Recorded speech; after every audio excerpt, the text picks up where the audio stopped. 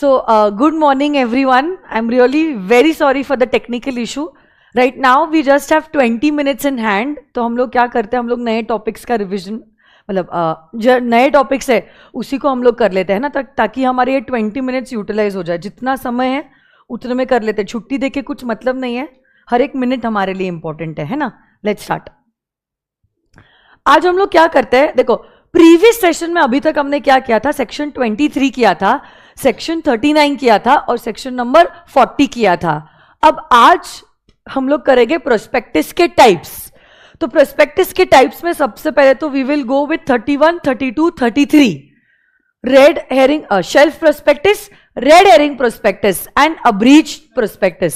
So everyone please come to chart number 3.2. Don't worry, जो भी नए टॉपिक्स हैं हम वापस से करवा रहे हैं. रिवीजन हम लोग क्या करेंगे बाद में कर लेंगे, डोंट वरी. ओके, तो आपका कुछ मिस नहीं होगा.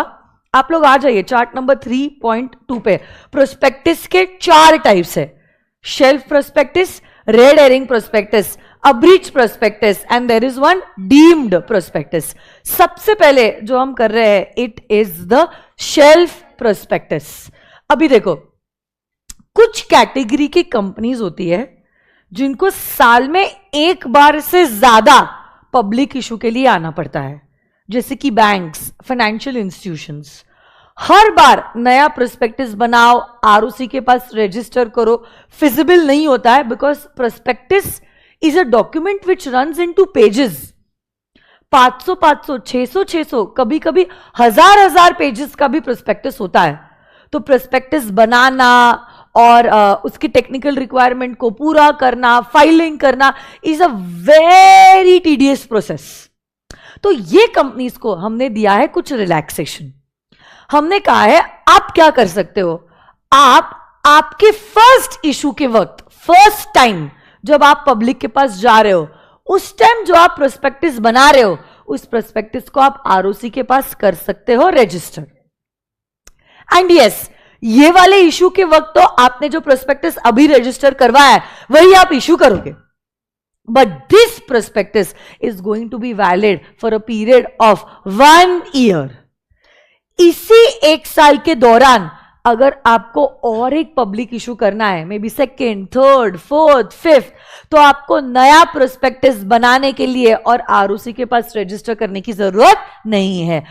फर्स्ट ऑफर के वक्त आपने वो जो प्रोस्पेक्टिस बनाया था और आरओसी के पास रजिस्टर किया था, वही प्रोस्पेक्टिस आज भी वैलिड रहेगा.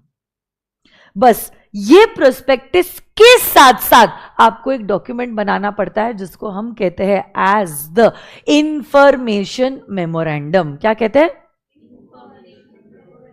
और इसी इंफॉर्मेशन मेमोरेंडम में 2 मेन चीजें लिखी होती है. 1 are the new charges created and 2 are the changes in the financial position. कौन सी 2 चीजें लिखी होती है बताओ तो मुझे. New charges created and second is changes in the financial position of the company. यही 2 चीजें आप किस में लिखते हो? Information memorandum. And then this prospectus along with this information memorandum together will be deemed to be our prospectus for all the subsequent issues during this period of 1 year. तो first issue के वक्त तो आपने शिद्दत से पूरा prospectus बनाया है, उसी को आपने पब्लिक के पास इशू किया है. बट ये शेल्फ प्रोस्पेक्टिस का इंपॉर्टेंस फर्स्ट ऑफर के वक्त नहीं है, it's yes for the subsequent offers.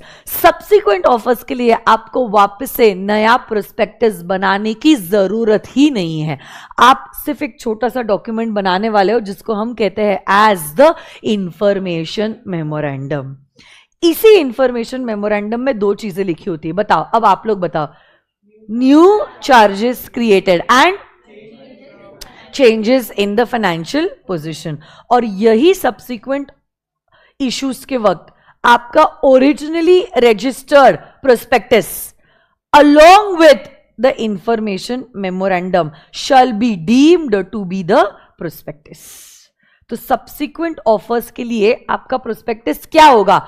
वो shelf prospectus along with this information memorandum will be regarded as the prospectus, जो आप पब्लिक के पास इशू करोगे और फंड्स जो है वो रेस करोगे.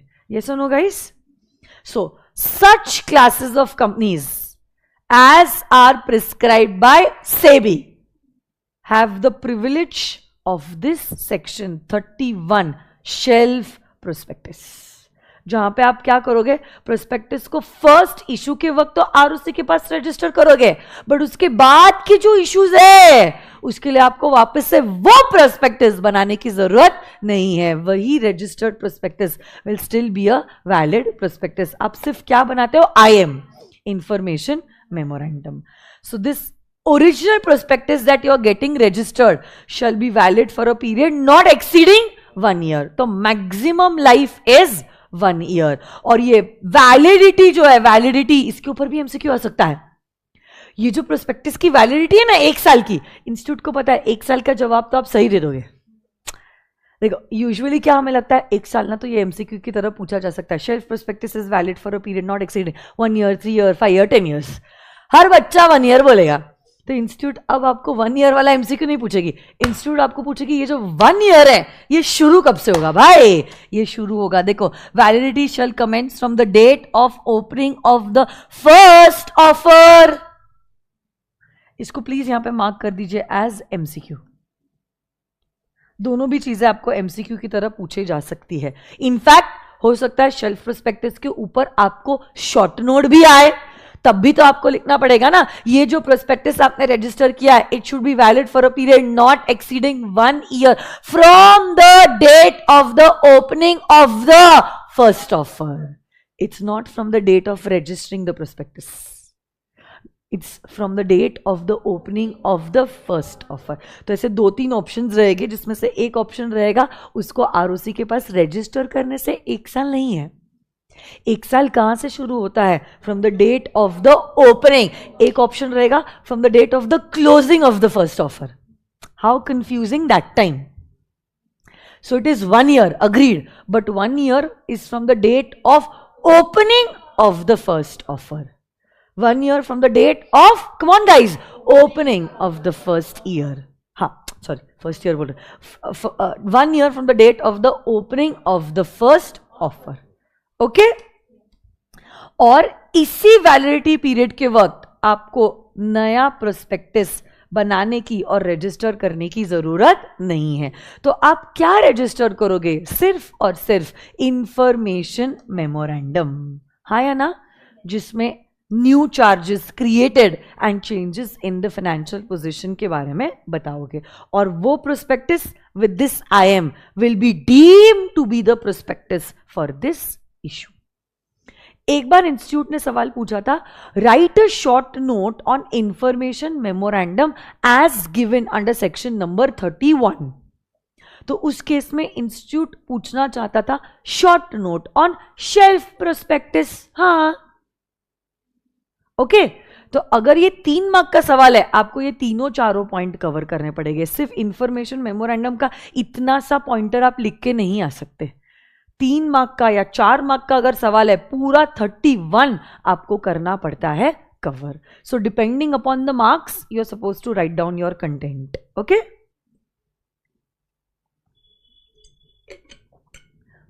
31 अगर शेल्फ प्रोस्पेक्टस है, उसी के बाद सेक्शन नंबर 32 जो बात करता है रेड हेरिंग प्रोस्पेक्टस. आपको अगर मेरे क्लास में याद होगा, मैंने मुकेश अंबानी का एग्जाम्पल दिया था, नहीं अनिल अंबानी का एग्जाम्पल दिया था, जहां पे क्या हुआ था, अनिल अंबानी जी जब पहली बार रिलायंस पावर का IPO लेके आए थे, ओवर सब्सक्रिप्शन हो गया था. ओवर सब्सक्रिप्शन जब होता है तो इंसान को यही लगता है ना, यार अगर मैं थोड़ा सा और चार्ज कर लेता तो भी पब्लिक पैसा दे देता. ऐसा ही लगता है ना हमें. अब क्या हो जाता है, जब आप पब्लिक के पास जाते हो, एक साइड पे आपको डर है, डर कि अंडर सब्सक्रिप्शन ना हो जाए. एक साइड पे अंडर सब्सक्रिप्शन का डर है और एक साइड पे ओवर सब्सक्रिप्शन का गम है. तो ये चीज ना हो, इसलिए यूजुअली आजकल तो हमने देखा है maximum companies go for an issue of red herring prospectus only. जहां पे आप जब प्रोस्पेक्टस पब्लिक को इशू कर रहे हो, आप कह रहे हो हे पब्लिक तू ही बता कितने प्राइस पे तुम कितने शेयर्स खरीदने के लिए रेडी हो, कितने प्राइस पे तुम कितने शेयर्स खरीदने के लिए रेडी हो, और जनता ही सब्सक्राइब करेगी फॉर द शेयर्स। और बिडिंग का प्रोसेस होता, बिडिंग के प्रोसेस को कभी कभार कहते हैं बुक बिल्डिंग प्रोसेस। बिड्स लिए जाएंगे, कितने प्राइस पे कितने शेयर्स लोग खरीदने के लिए रेडी है, और उसी के हिसाब से फिर क्या होगा, हमारा फाइनल ऑफर प्राइस जो है वो होता है डिसाइड। तो इससे होगा क्या, इससे ये होगा कि जनता जब बिड करेगी, या तो अंडर सब्सक्रिप्शन का भी जो हमारा डर था वो भी निकल जाएगा, और ओवर सब्सक्रिप्शन का भी जो गम है वो भी हमारा निकल जाएगा। तो वैसी वो बात होती है, ठीक है। और आप जब प्रोस्पेक्टस इशू करते हो, इस प्रोस्पेक्टस में सारी चीजें लिखते हो except for quantum and price. आप सारी की सारी चीजें लिखते हो except for quantum and price. Book building का प्रोसेस होता है, क्वांटम और प्राइस निकाला जाता है, और फिर ये जो क्वांटम और प्राइस जो है हमारे फाइनल प्रोस्पेक्टस पे हाईलाइट किया जाता है, ओके। और लॉ मेकर कहते हैं, देखो, red herring prospectus is a prospectus which does not contain the complete information regarding to quantum or the price of the securities. तो क्वांटम मतलब number of shares, and price मतलब issue price की हम बात कर रहे हैं। तो कितने शेयर्स पे कितना प्राइस देने को जनता पब्लिक रेडी है, ये हम नहीं डिसाइड करते हैं, ये जनता खुद डिसाइड करती है। हम जनता को ही कहेंगे हे जनता तू ही बता कि तू कितने प्राइस पे कितने शेयर्स इशू कर रही है। तो जब हम एक्चुअली जनता को रेड हेरिंग प्रोस्पेक्टस इशू करते हैं ना, उस पे क्वांटम और प्राइस नहीं लिखा होता है, उस पे क्वांटम और प्राइस नहीं लिखा होता है। बुक बिल्डिंग का प्रोसेस होगा, बिडिंग होगा, और फिर हमारा फाइनल प्रोस्पेक्टस बनेगा। और ये जो प्रोस्पेक्टस है जो फाइनल है, जिसमें कंप्लीट इंफॉर्मेशन दिए हुए है, ये प्रोस्पेक्टस जो है आपको रजिस्टर करना पड़ता है with the ROC at least 3 days prior of the opening of the subscription list. आपने पहले रेड हेरिंग प्रोस्पेक्टस को तो आरओसी के पास रजिस्टर कर दिया है, बट रेड हेरिंग प्रोस्पेक्टस में क्वांटम और प्राइस मिसिंग है। बोलो बोलो, आपने एक्चुअली ये red herring prospectus is actually the draft, but legal language के हिसाब से वो प्रोस्पेक्टस जिसमें क्वांटम और प्राइस नहीं है is the red herring prospectus. तो अब हम लॉ की लैंग्वेज को ही स्टिक कर रहे हैं। तो आपने सबसे पहले तो रेड हेरिंग प्रोस्पेक्टस को आरओसी के पास रजिस्टर करवाया है, उसमें सारी इंफॉर्मेशन है। आपको कितना पैसा चाहिए, क्यों चाहिए, मैनेजमेंट में कौन है, 5 सालों के प्रॉफिट और loss account, balance sheet, cash flow statement, auditor report, board report, company के मैनेजमेंट की डिटेल्स, कंपनी की हिस्ट्री, सब कुछ लिखते हो आप, सब कुछ except for quantum and price. ROC के पास ये रेड हेरिंग प्रोस्पेक्टस रजिस्टर करने के बाद ही तो जनता को इशू करते हो आप, और फिर जनता बिडिंग करता है। बिडिंग के बाद हमें क्वांटम और प्राइस मिल गया। अब क्वांटम और प्राइस मिल गया, अब आप जनता को भी तो बताओगे ना फाइनल प्राइस क्या है जो क्लोज हुआ है। जैसे कि अगर से फॉर एग्जांपल मैंने 100 to 120 का रेंज दिया था इशू प्राइस के लिए, किसी ने 100 पे बिड किया, किसी ने 120 पे, किसी ने 110 ने, किसी 105 ने।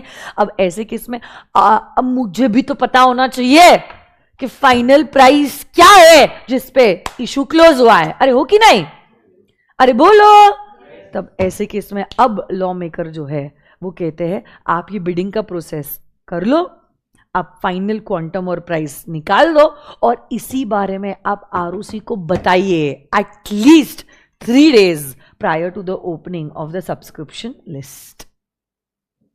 फिर सब्सक्रिप्शन लिस्ट ओपन होगी, जिन्होंने से फॉर एग्जाम्पल 110 हमारा प्राइस डिसाइड होता है, तो 110 या उससे ऊपर जिन्होंने ऑफर दिया था उनको क्या हो जाएगा, अलॉटमेंट हो जाएगा। बाकी लोगों का पैसा जो है वो उनको रिटर्न किया जाएगा। और जब आप बिड भी करते हो ना, ओरली बिड नहीं करते हो आप, एक्चुअली एप्लीकेशन फॉर्म पे आप फॉर्म भरते हो, जितना आपको प्राइस सही लगता है उतना नंबर ऑफ शेयर से मल्टीप्लाई करके कंपनी के पास पैसा डिपॉजिट करते हो, तभी आपका बिड वैलिड बिड होता है। नहीं तो बोलने के लिए तो हम कुछ भी बिडिंग दे देंगे। आप सीरियस हो, इसीलिए आपको एक्चुअली जितना प्राइस आपको लगता है मल्टीप्लाइड बाय जितने नंबर ऑफ शेयर्स आपको खरीदने, उतना पैसा आपको कंपनी को देना पड़ेगा। हाँ, but of course company will keep it in a separate bank account. Company can not utilize this fund, it is keeping it a separate scheduled bank account. Okay, फिर हम रिवर्स कैलकुलेशन से समझ में आ जाएगा कि हमारा final cut off price, final price क्या है। उससे अगर किसी ने कम अगर बिड किया है तो ऑब्वियसली उन लोगों का तो पैसा उनको रिफंड किया जाएगा, और 110 से 120 वाले जो लोग हैं उनको शेयर्स क्या किए जाएंगे, अलॉट किए जाएंगे। और एक्सेस मनी अगर कुछ है तो उनको वो वापस से रिटर्न किया जाएगा। यस और no guys? Yes. And upon the closing of the offer of securities, the prospectus that is stating the total capital raise, the closing price, and other details which are not included in the red herring prospectus shall be filed with the registrar and the SEBI. तो ये अगर red herring prospectus के ऊपर note आता है आपको, ये 2-3 sentences लिखने पड़ेंगे। पहले आप डेफिनेशन लिखोगे। Red herring prospectus is a prospectus which does not contain all the particulars relating to the quantum or the price. Red herring prospectus is issued prior to the issue of the prospectus. This prospectus is the final prospectus. तो final prospectus के पहले आप क्या issue कर रहे हो, red herring prospectus, जिसमें quantum और प्राइस स्टेटेड नहीं है। और इसी तो रेड हेरिंग प्रोस्पेक्टस से हम बिडिंग करते हैं, बराबर ना? बिडिंग होता है, क्वांटम और प्राइस निकाला जाता है, then company proposing to issue the red herring prospectus shall file it with the ROC at least 3 days prior to the opening of the subscription list. आप फाइल करोगे, फिर पब्लिक को इशू करोगे, public bidding process करेगा, आपका final price decide होगा, and upon the closing of the offer this prospectus which is containing all the particulars, आपका final price, आपके number of shares, total capital जो रेज हुआ है, वो भी प्रोस्पेक्टस आपको फाइल करना पड़ता है with the ROC as well as the SEBI। तो ये 2-3 सेंटेंसेस आपको लिखना जरूरी है। और भले ही ये रेड हेरिंग प्रोस्पेक्टस है, प्रोस्पेक्टस से रिलेटेड सारे ऑब्लिगेशंस आपको भी एप्लीकेबल है। So red herring prospectus shall contain all and follow all the obligations as a normal prospectus. और ये वेरिएशंस जो है, variations shall be highlighted. Usually highlight किया जाता है by bold and writing it in capital. ऐसे highlight किया जाता है। और एक लास्ट कर लेते हैं abreached prospectus. Abreached का मतलब होता है summary prospectus. So this summary prospectus contains all the salient features of a prospectus, but in short. जैसे हमारी ये चार्ट बुक है, it contains all the sections which are in the main book but in short. वैसे ही हमारा abreached prospectus होता है। 1000 pages का prospectus कहां जनता को इशू करते बैठोगे? 300-350 पेजेस का प्रोस्पेक्टस ही आप जनता के पास इशू करते हो। It is a shorter version of our main prospectus, is known as the abreached prospectus। बट अगर किसी मेंबर ने, जनता ने, किसी ने भी, गवर्नमेंट ने, बैंकर ने अगर मेन प्रोस्पेक्टस कंपनी से डिमांड किया है तो कंपनी की जिम्मेदारी है कि मेन प्रोस्पेक्टस भी वो सप्लाई कर दे। ओके, पक्का? नहीं तो फिर यूजुअली कंपनीज क्या करती है, प्रिंटिंग कॉस्ट बचाने के लिए हमारा अब्रीच्ड प्रोस्पेक्टस ही करती है इशू। ठीक है, तो हमारे 3 सेक्शंस आज हुए हैं, 31, 32, 33। ओके, बाकी सारी बातें कल। Thank you so much and I am really very sorry for the technical glitch. Virtual students please माफ कर दीजिए. कल हमारा 25 हो जाएगा तो चार्ट 3.1 भी हो जाता है हमारा. और आई थिंक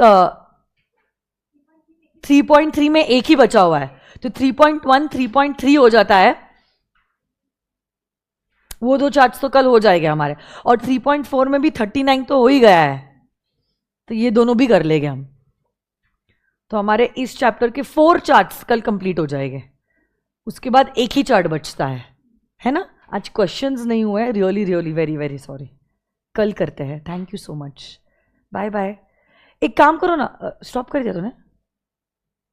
एक वो जो शेल्फ प्रोस्पेक्टस का क्वेश्चन है ना, वो बता देती हूं मैं आपको.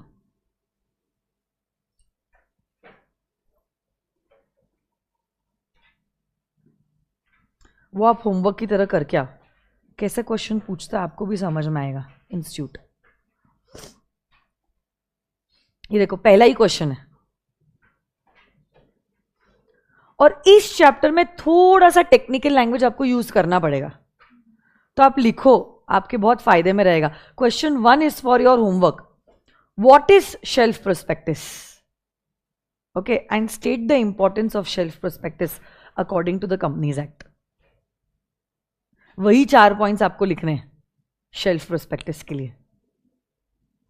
आप इसको रीड करो अच्छे से, इस आंसर को, and try to stick to the technical language. कुछ नहीं तो एटलीस्ट ये जो हेडिंग्स है ना, हेडिंग्स वो एग्जैक्ट लैंग्वेज के होने चाहिए. बाकी अंदर का कंटेंट अपने ओन वर्ड्स में लिखा तो भी चलता है, बट ये हेडिंग आपने लिख दिया ना, आधा दिल अपने एग्जामिनर का जीत लिया. ठीक है, चलो, thank you so much. Okay, bye bye. Really sorry once more virtual kids.